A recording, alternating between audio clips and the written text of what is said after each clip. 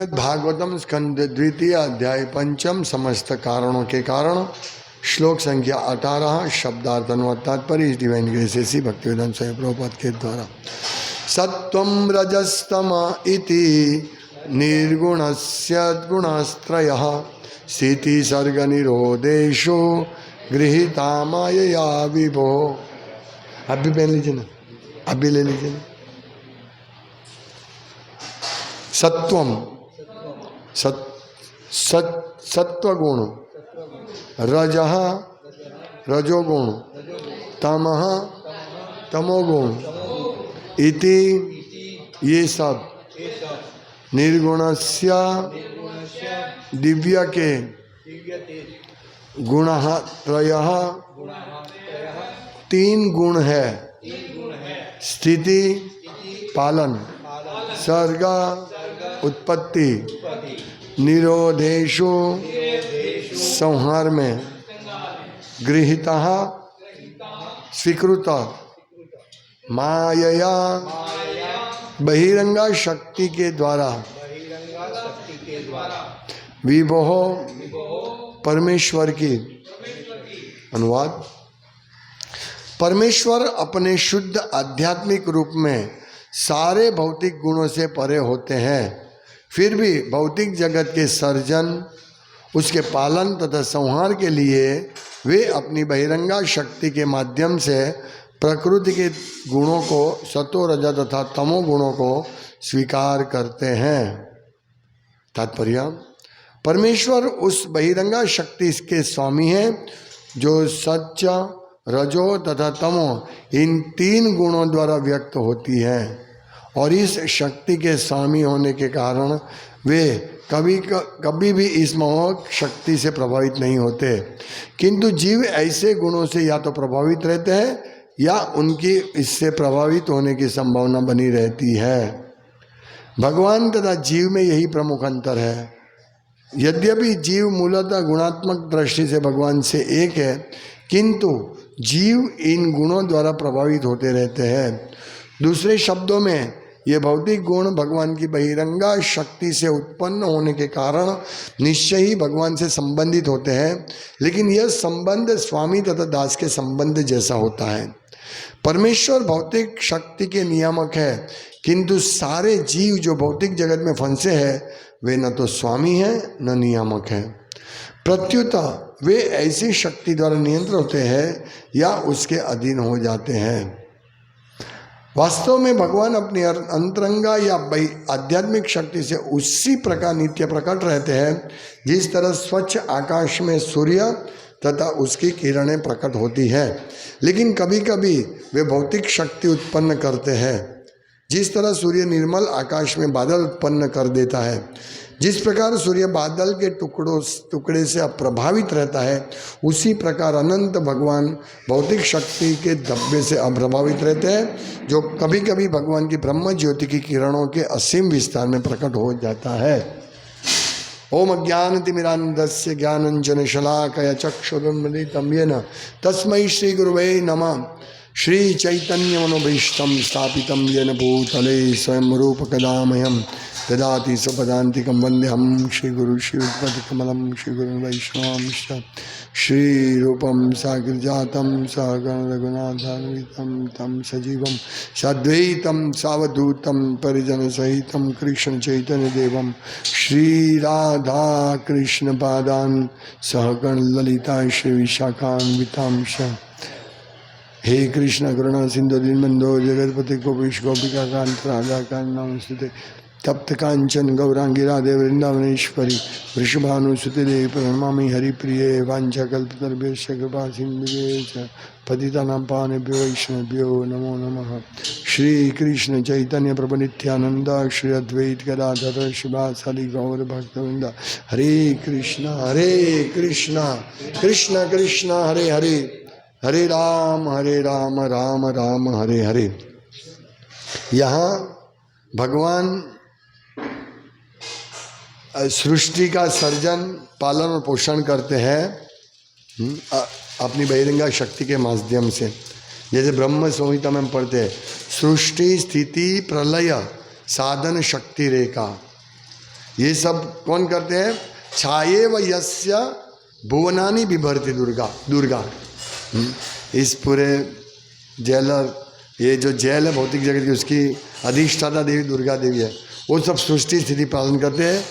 तो ये भगवान कहते हैं, अरे ब्रह्मा जी कहते हैं कि ये भौतिक जगत के सर्जन, उसके पालन तथा संहार के लिए अपनी बहिरंगा शक्ति के माध्यम से प्रकृति के गुणों को, सत्व रज तथा तमो गुणों को स्वीकार करते हैं भगवान, बहिरंगा शक्ति के माध्यम।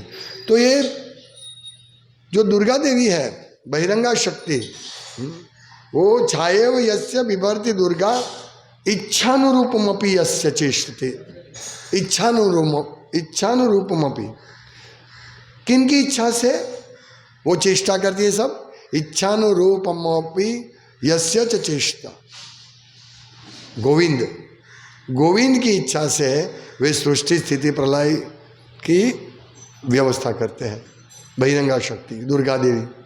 तो जब हम दुर्गा माता के कभी माता के मंदिर में या कभी प्रणाम करने का अवसर आए, हम वैसे जाते नहीं हैं देवताओं के मंदिर में, फिर भी दुर्गा मंदिर में जाए तो ये श्लोक बोल रहे हैं, सृष्टि स्थिति प्रलय साधन शक्ति रेखा। शिव जी के मंदिर में जाए तो हमको ये बोलना है, क्षीरम यथा दधि विकार विशेष योगात संजायते नहीं ततः पृथगस्ति हेतु यह शंभुतामपि तथा समुपैति कार्याद गोविंदमादि पुरुषम तमहम भजामि। और गणेश जी के मंदिर में जाए तो अभी वो गोविंद से क्या संबंध है? यत्पाद पल्लव युगम विनिधाय कुंभ द्वंद्वे प्रणाम समय स गणाधिराज विज्ञान विहंतु मलमस्य जगत्त्रयस्य गोविंदमादि पुरुषम तमहम भजामि।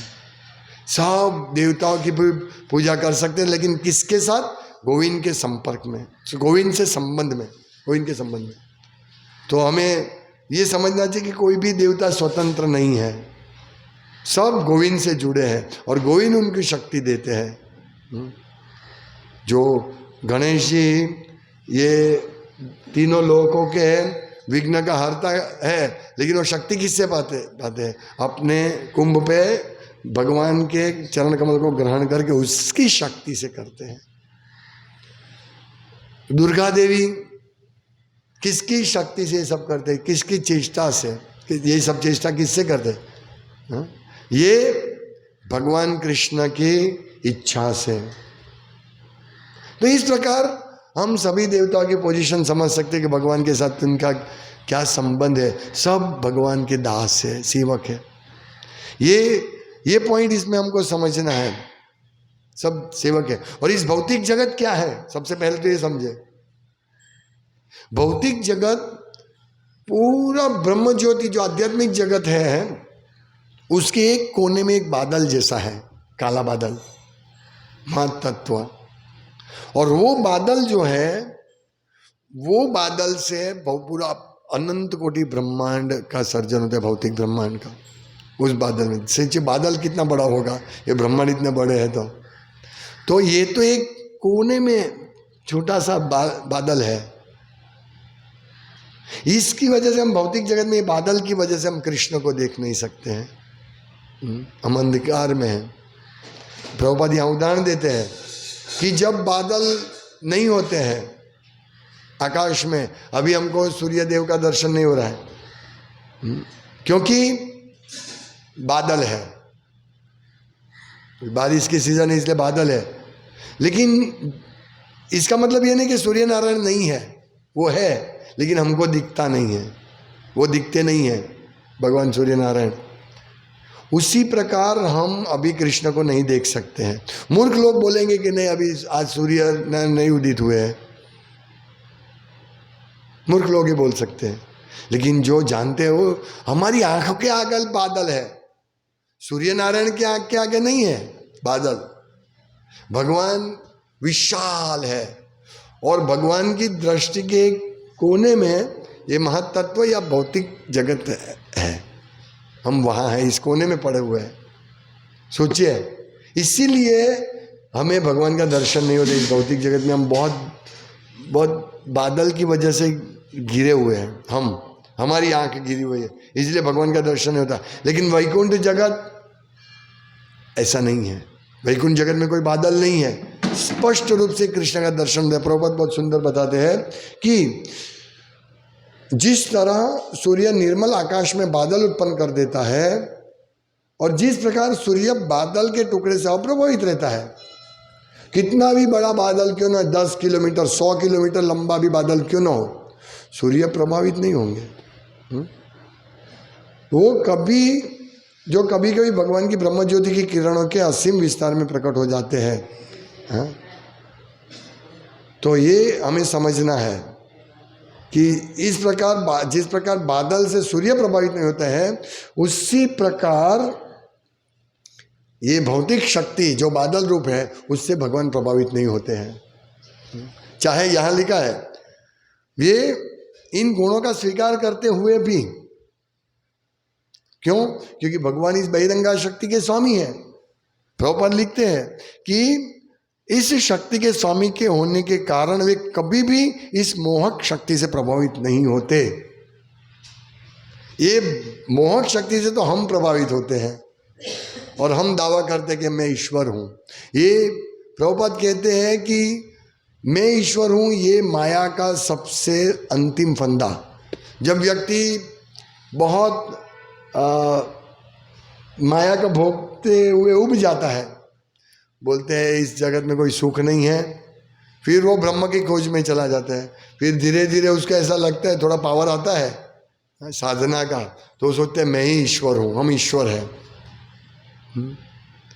ये इस प्रकार से है, ये मोहित हो जाते हैं, अपने को ईश्वर समझने लगते हैं और ये माया का आखिरी फंदा है। प्रभुपाद समझाते हैं इससे छूटना बहुत मुश्किल है। अपने आप को ईश्वर कहना यानी हमारी कोई ताकत नहीं है। हम बीमार हो जाएंगे तो हम सो जाएंगे खटिया में, हम लोग पथारी में सो जाएंगे, हम कुछ नहीं कर सकेंगे। लेकिन भगवान सब कुछ करते हैं और वो कभी बीमार नहीं होते। इसीलिए हम कभी भगवान नहीं है। ये माया कहलाती है, देखो तुम भगवान हो, तुम्हारे इतने अनुयायी है इसलिए तुम भगवान हो, तुमने थोड़ा जादू दिखा दिया। ये फूटपत्ती में साउथ इंडिया में वो सत्य साईं बाबा थे, वो राख, जादू से राख पैदा करते, लोग सोचो ये भगवान है, सत्य साईं बाबा भगवान है। लेकिन एक जादूगर पीसी सरकार या किसी ने लिखा था उसको, देखो हम दोनों एक ही जादू की स्कूल से निकले हैं, मैं भी जादू करता हूँ, तुम भी जादू करते हो, लेकिन मैं अपने को भगवान नहीं मानता हूँ। मैं मेरी कला का उपयोग करके मेरा कुटुंब का भरण पोषण करता हूँ, लेकिन तुम लोगों को चीटिंग करते, चीटिंग बंद करो, ऐसा लिखा था लेटर। लेकिन अभी देखते वो कहाँ है, अभी सत्य साईं बाबा जिसको मानते हो कहाँ है, अभी चले गए, फिनिश। हम बहुत सूक्ष्म जीव है, हम भौतिक जगत का सर्जन सूर्य के समान भी नहीं है। सूर्य से हमारी आंख दंग जाती, बादल से हमारी आंख दंग जाती है, सूर्य का दर्शन नहीं हो सकते, तो हम कैसे भगवान? हम भगवान नहीं बन सकते। यही समझना है, भगवान तथा जीव में यही प्रमुख अंतर है। प्रभुपाद कहते हैं क्या अंतर है कि हम हमेशा माया से बंधे हुए रहते हैं, जीव ऐसे गुणों से या तो प्रभावित होते हैं या इससे प्रभावित होने की संभावना बनी रहती है। हम कभी भी इस 3 गुणों से मुक्त नहीं होंगे इस भौतिक जगत में रहेंगे तब तक, यदि भक्ति नहीं करेंगे तो। भक्ति करेंगे तो हम विशुद्ध सत्व गुण में आएंगे। अभी हम रजोगुण, तमोगुण, सत्वगुण, तीनों गुणों के मिश्रण में रहते हैं और ये सर्जन, विनाश और पालन पोषण होता रहेगा, क्योंकि 3 गुणों का कार्य है। जब हम इस 3 गुणों से धीरे धीरे शुद्ध होकर, तमो और रजोगुण से शुद्ध होकर सत्व गुण में रहेंगे, तब हम भक्ति की शुरुआत करेंगे। और भक्ति की शुरुआत करते करते करते हमारा रजोगुण तमोगुण का थोड़ा भी पास नहीं रहेगा, थोड़ा भी अंश नहीं रहेगा, तब हम शुद्ध सत्व गुण में यानी वसुदेव अवस्था में रहेंगे। जब तक हम इस भौतिक प्रकृति के 3 गुणों के अंदर इस भौतिक जगत में हैं, तो हमें ये 3 गुणों लगने की संभावना है। यहाँ लिखा है कि प्रभावित होने की संभावना है, बनी रहती है। और भगवान तथा जीव में यही अंतर है। भगवान भी आते हैं, हमारे साथ रहते हैं। आज से 5000 साल पहले वृंदावन में आए थे भगवान, लेकिन वे कभी भी प्रभावित नहीं रहते हैं इन 3 गुणों से। यद्यपि जीव मूलतः हम लोग भगवान से गुणात्मक दृष्टि से एक है। हमारे जो गुण है वो भगवान के ही गुण हैं हमारे में, लेकिन बहुत सूक्ष्म मात्रा में। पूरे गुण नहीं है, 64 गुण नहीं है हमारे में। बद्ध जीव में ज्यादा से ज्यादा 50% गुण आ सकते हैं। 64 गुण में से 50 गुण आ सकते हैं। भगवान 64 गुण के मालिक है, और वो भी सूक्ष्म मात्रा में हम में है। भगवान के जितने गुण हैं, दया, तो भगवान दया के सागर है, और हमारे में भी दया आती है, हमारा भी गुण है दया, लेकिन हमारा बहुत सूक्ष्म है। तो इस प्रकार हम सिर्फ 50 गुण तक रह सकते हैं, और वो भी ब्रह्मा जी में प्रकट होते हैं 50 गुण, शिव जी में 54 गुण, विष्णु में 60 गुण, और कृष्ण में 64 गुण होते हैं। तो इस प्रकार जीव मूलतः गुणात्मक दृष्टि से भगवान से एक है, किंतु जीव इन गुणों द्वारा प्रभावित होते हैं। भगवान कभी सत्व रजोगुण से प्रभावित नहीं होते, इसीलिए भगवान में कभी दोष नहीं होता। भगवान जो भी कार्य करते हैं वो बिल्कुल भी दोष नहीं होता है, क्योंकि भगवान शुद्ध सत्व गुण में रहते हैं, और जो भी व्यक्ति शुद्ध सत्व गुण में होते हैं वो कभी गलती नहीं करेंगे। वो शुद्ध सत्व, ये वसुदेव अवस्था है, भगवान कभी गलती नहीं करते। इसीलिए लोगों को ये सबसे पहले समझना चाहिए कि भगवान इन 3 गुणों के अधीन नहीं है। तो 3 गुणों उसके अधीन नहीं है, तब जाके हम भगवान की लीला समझ सकते हैं। नहीं तो हम समझेंगे कि भगवान एक सामान्य जीव की तरह रास लीला कर रहे हैं। ये लोगों की भूल धारणा है कि कृष्ण गोपियों के साथ रास खेलते हैं, अन्य स्त्रियों के साथ आपके भगवान रास खेलते। देखिए शादी की हुई स्त्रियों के साथ। तो ये इम्पोर्टेंट पॉइंट ब्रह्मा जी कहते हैं कि भगवान कृष्ण स्वीकारते हैं सृष्टि स्थिति पालन के लिए 3 गुण बहिरंगा शक्ति के माध्यम से, यानी भगवान को स्पर्श नहीं करते ये गुण। ये सब आगे बताएंगे। ये भगवान को कोई भी गुण स्पर्श नहीं करते।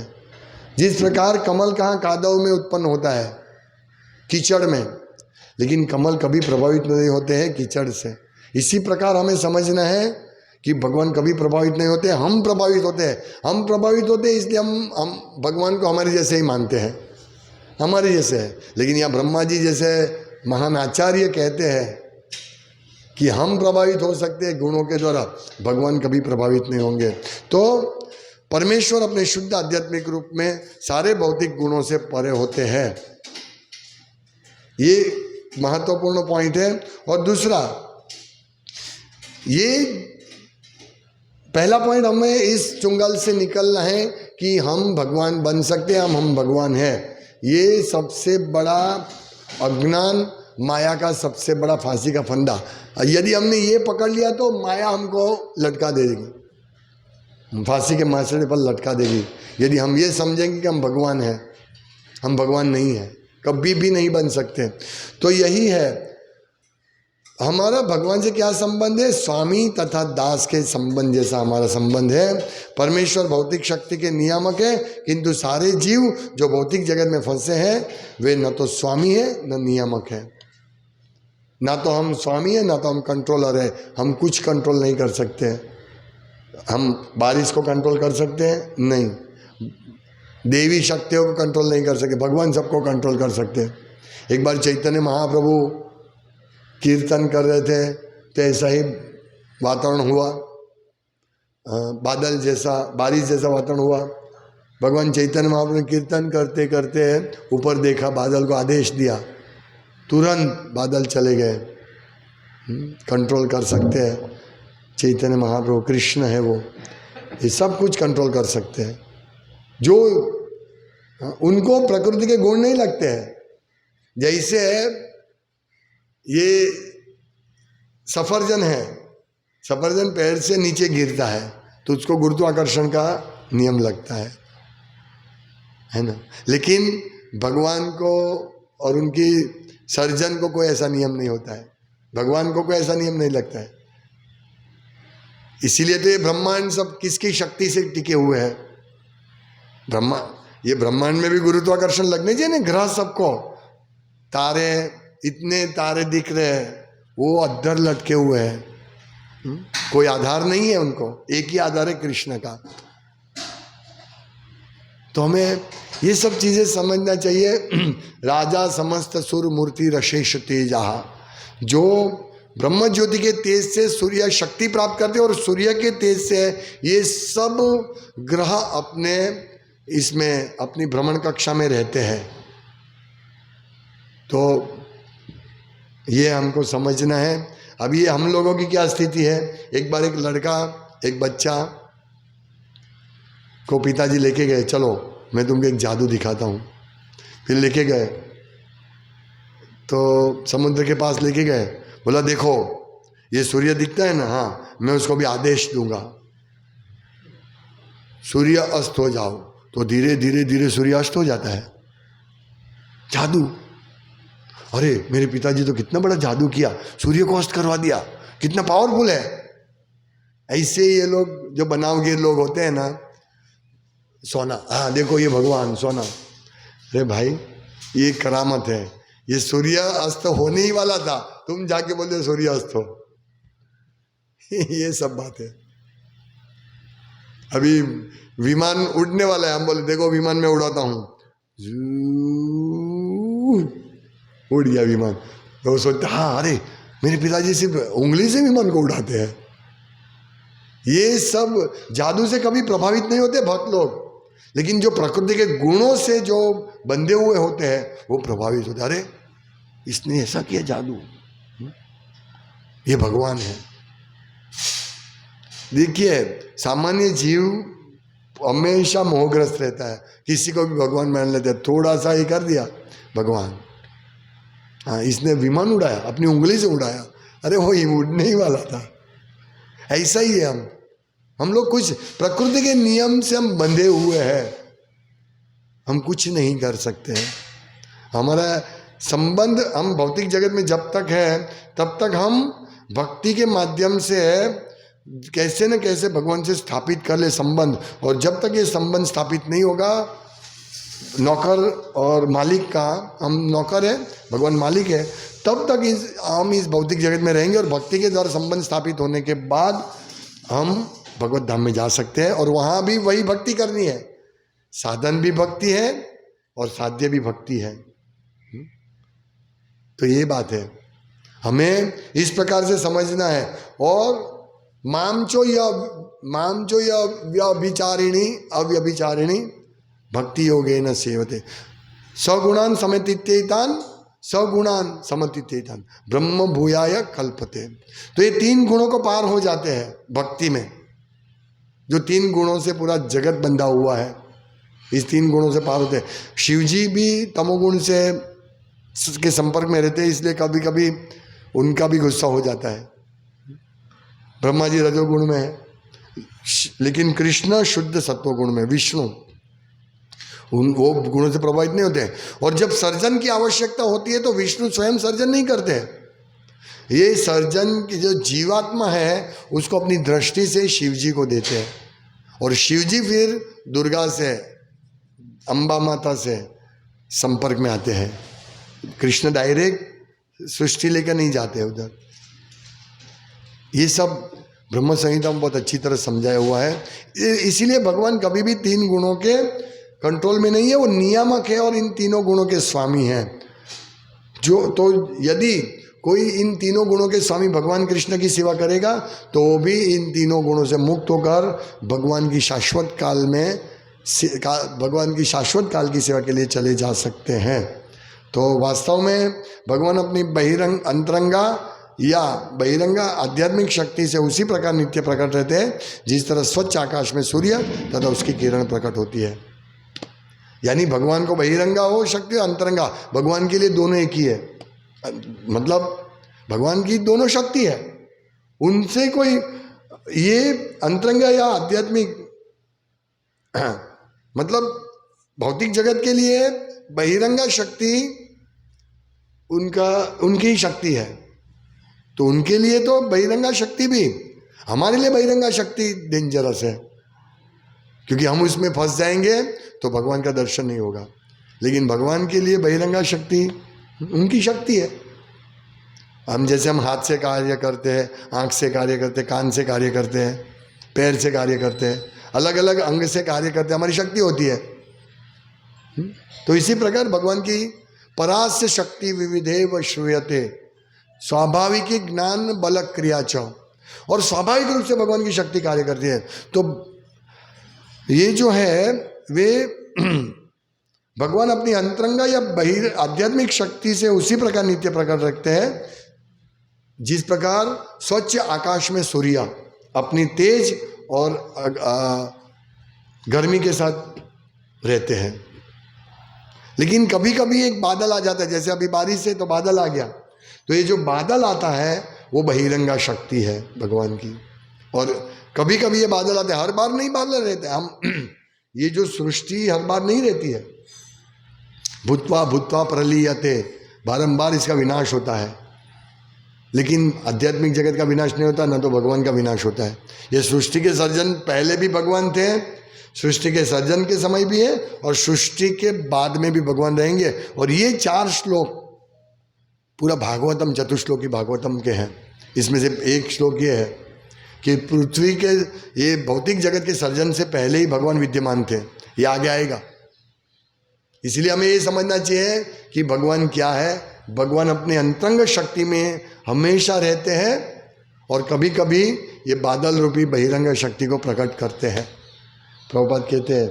लेकिन कभी कभी वे भौतिक शक्ति उत्पन्न करते हैं, जिस प्रकार सूर्य निर्मल आकाश में बादल उत्पन्न कर देता है। ये बादल कौन उत्पन्न करता है? सूर्य।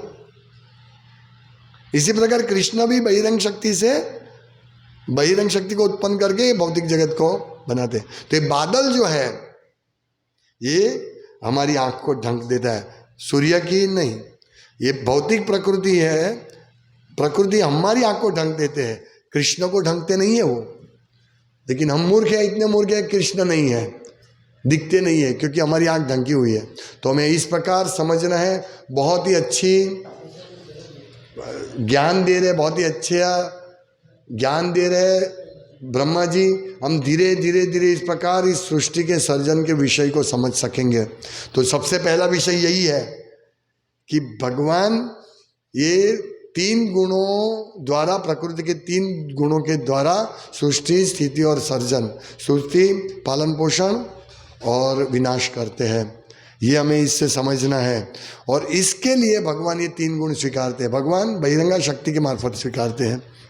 तो ये पहला शिक्षा है हमें किस प्रकार अभी सर्जन किए कौन करते हैं। नारद जी के प्रश्न पूछा ना, तो ये सर्जन की शुरुआत हो गई है। अभी तक ब्रह्मा जी ने कहा देखो मैं कुछ नहीं करता हूँ, ये सृज्यम सृजामी अहम सृष्टो।